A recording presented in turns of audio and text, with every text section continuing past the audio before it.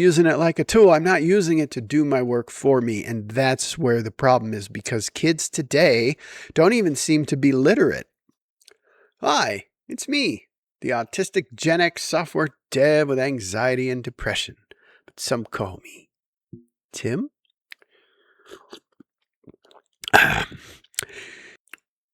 So I was writing some code and I misspelled a word. And of course, the editor underlines it with red and it's like, you misspelled it. And then I fixed it. And I thought to myself, I wonder if most people do this. I bet you don't. When the word is misspelled, I right click and I see what the suggestion is. Then I delete the word and I try and spell it from memory. I get the vowels all wrong. Words don't sound like they're written, and so it sounds like an E when you say it, but it's really an A or whatever. But I don't just have it fix it. I do it myself. I have it. It's teaching me. It's like, hey, here's a word you don't know how to spell, and here's how you spell it. So I just keep trying until I do it. I don't think a lot of people do that. I don't think a lot of people figure out how to learn,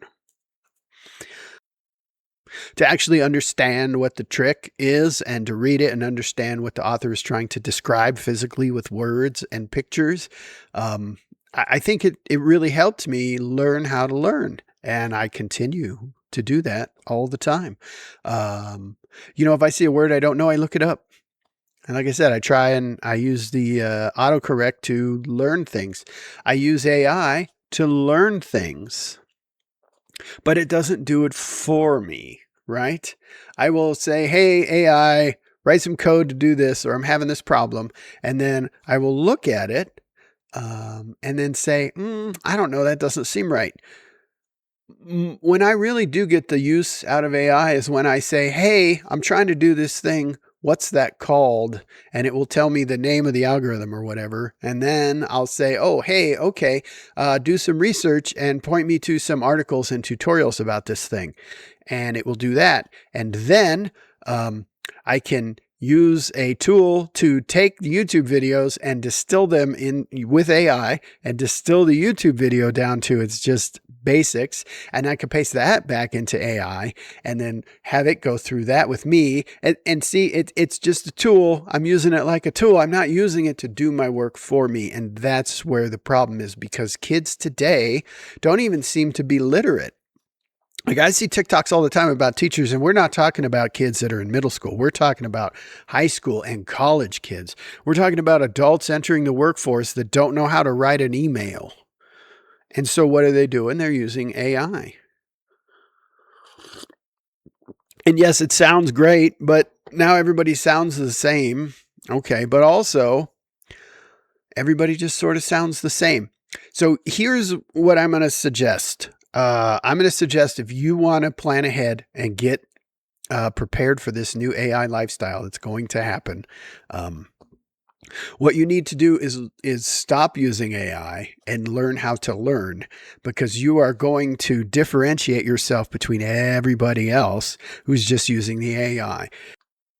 Right? So if you can do a thing, and now, like art, and AI can do it. So the barrier to entry is much smaller. Like, everybody can do it. But then that just means that, like, this is how good artists are, and we're going to stretch that out.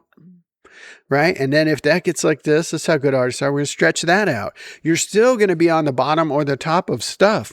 It's just that the bottom keeps moving up in skill. And so it looks better and better and better. So if you want to be better than the AI, you've got to study and learn and work harder.